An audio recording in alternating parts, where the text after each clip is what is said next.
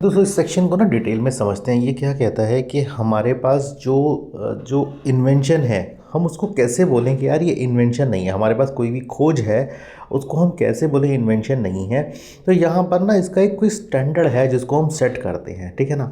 अब जैसे हम पेटेंट में देखते हैं कि भाई कोई चीज़ रियल वर्ल्ड में पॉसिबल है या नहीं है, उसी को हम पेटेंट कैटेगरी में लेके आएंगे, उसी को हम इन्वेंशन कैटेगरी में लेके आएंगे। तो ये सेक्शन 3A बोलता है कि भाई कौन सी ऐसी चीज़ें जो नेचुरल लॉ के अगेंस्ट है, या फिर एक शब्द यहाँ पर दिया हुआ है इस सेक्शन में, फ्रीवोलस। फ्रीवोलस का मतलब होता है जिसका सीरियस प्रैक्टिकल यूज़ नहीं है, या जो बिना अटेंशन के, बिना मार्केटिंग के, कुछ भी बिना इसकी क्रेडिबिलिटी नहीं है, मतलब ऐसे ही बोल देने वाली बात, शायद जोक में बोली हो, ऐसे ही बोल देने वाली बात। तो अब यहाँ पर देखिए नेचुरल लॉ क्या है, सबसे पहले इसको समझते हैं। एनर्जी कंजर्वेशन का प्रिंसिपल आपको पता है, फ्री एनर्जी हमारे पास होती है।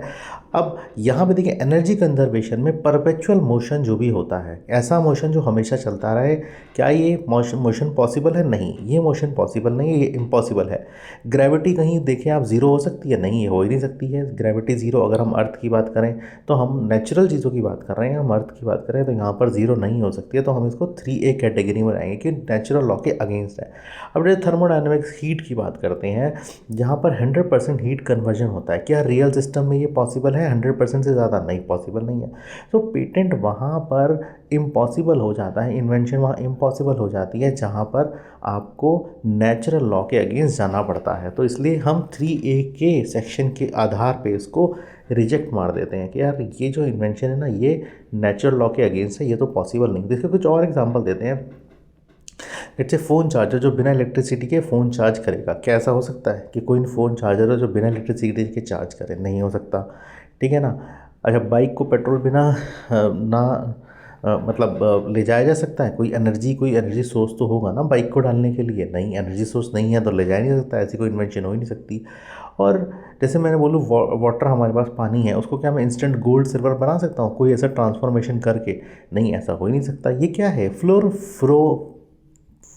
फ्रीवोलस और अनसपोर्टेड यहाँ पर ये क्लेम माना जाता है। तो इस तरीके से हम समझ सकते हैं कि क्या क्या चीज़ें हमें देखने को मिलती हैं जब हम 3A की बात करते हैं।